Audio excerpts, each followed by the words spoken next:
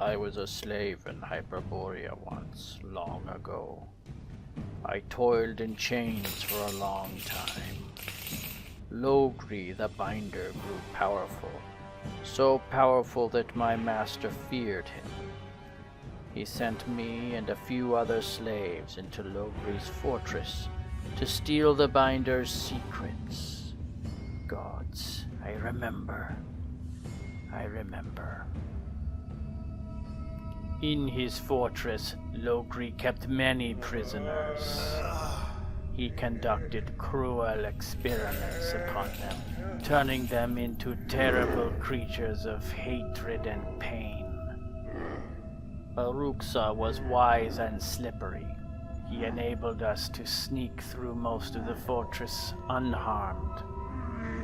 When we arrived at Logri's chambers, a creature of stone attacked us. The soldier died bravely that we might get away. We rushed into Logri's chambers and found the book my master sought. We fled the tower then with the book. We returned to the circle of Schersborg, a circle of standing stones in the heart of Hyperborea.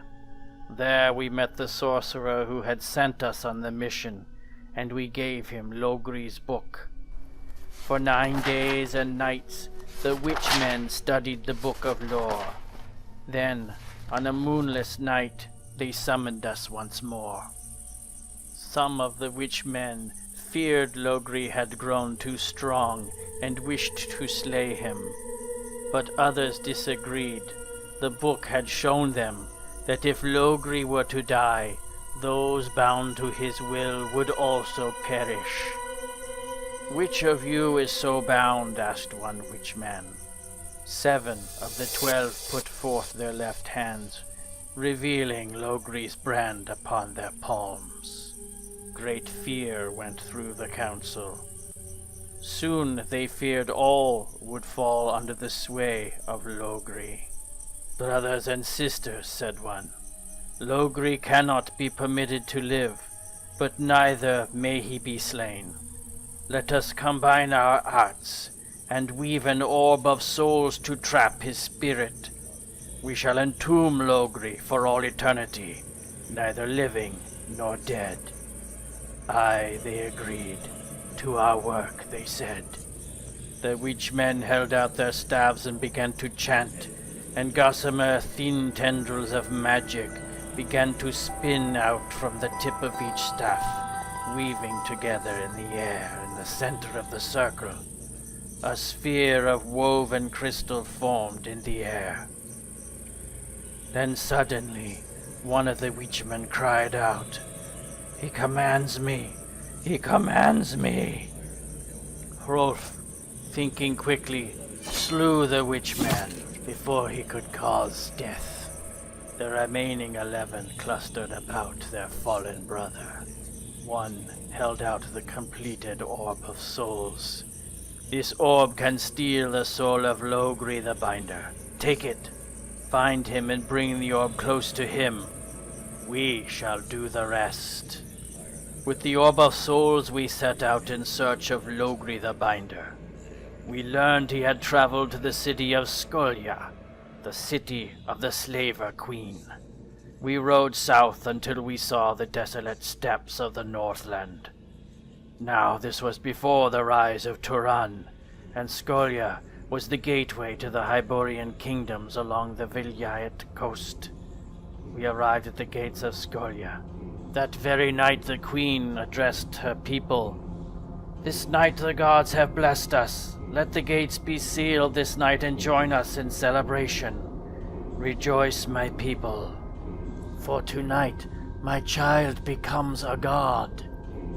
And there, upon the high tower of Zuld, stood Logri, preparing a terrible spell. He had deceived the queen, and her soldiers tried to stop us as we stormed the tower.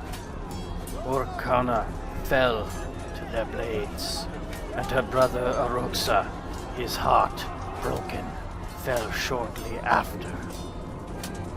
And so it was that Hrolf the Barbarian and I, Halbad the Borderer, arrived weary and bloodied at the top of the tower as Logri was about to finish his terrible spell. A stone dagger was in his hands, and before him an infant, the child of the queen, lay sprawling on a sacrificial stone. He laughed with triumph as we approached. But Hrolf remembered the orb and pulled it forth and held it before Logri. His white mask shattered, revealing a strange featured face. He screamed as something was drawn out of him into the orb. Something invisible yet palpable was torn from his body and imprisoned in the orb. He writhed and twisted in utter agony, his body contorting in paroxysms of pain. Then his body fell still. Everything was calm and silent. And then the sky fell upon us. I was broken by the fall. When Logri was trapped in the witchman's trap, his spell ended. I do not know how long I lay there stunned. The witchmen came with the dawn, silent as ghosts. They were all in black with pallid masks and paler hands. One of them picked up the orb, which now burned from within with a strange light. Another pointed to where Logri's body lay. "You pick that up," he said to the Cimmerian, and I watched Hrolf lift Logri's body in his arms. "We shall bury it far away in the northern wastes. No man will ever know where Logri sleeps." I watched Hrolf walk away slowly, blood still running from his wounds. I watched him go. The witchmen departed too, carrying the orb away into the ruined city, leaving me alone. For 3 days I lay there in the ruins, and then I died.